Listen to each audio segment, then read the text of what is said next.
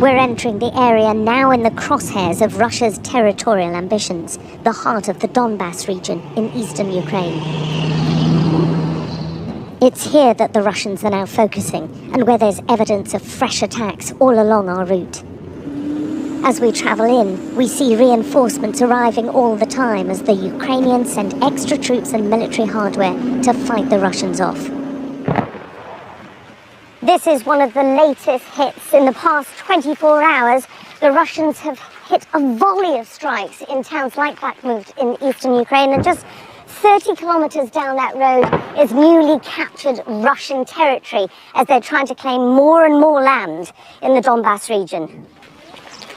But the Russian bombs are finding new targets every day. The towns around here are being hit day and night. The targets in the center of heavily built-up residential areas. This was a factory providing heating for around 10,000 people in the district. There are a number killed in this attack, amongst them a soldier, and others who had a narrow escape. SMS, my friend. This soldier was in the middle of sending an audio note to his friend when the explosion happened. Oh my God. 3 meters. It was a few hundred meters away, he tells us. Minutes afterwards, he's filming himself with the smoke behind him to the same friend. What do you think the Russians are trying to do with these attacks? They're targeting civilians, he says. They're just trying to make civilians panic.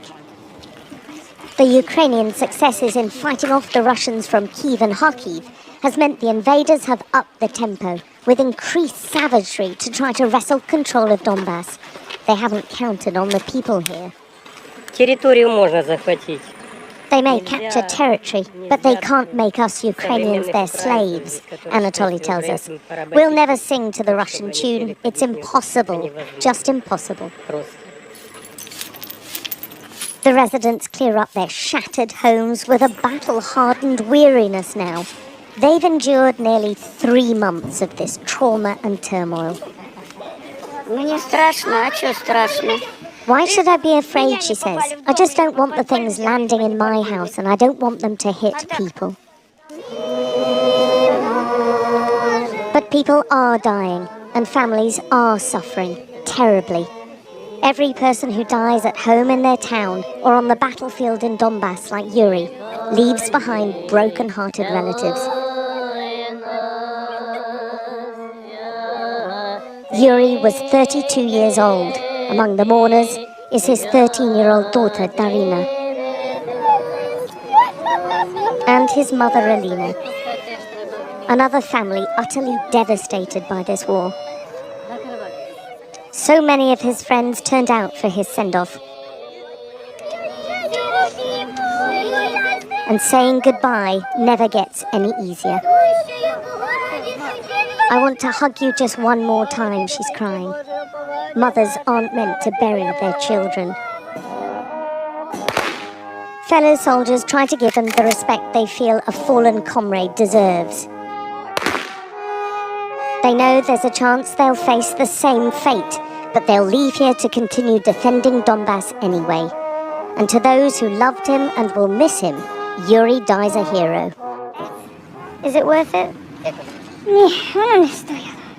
No, Alina says. No, it's not worth his death. Because my child is gone. Just suddenly my child's gone. And I'm so sad. But he died a hero, she goes on. And I'm proud of him for that. Russia may have scaled down its military ambitions. The tactics and focus may have altered. But for those still being killed and terrorized, it doesn't feel much different. Alex Crawford, Sky News in the Donbass region, Ukraine.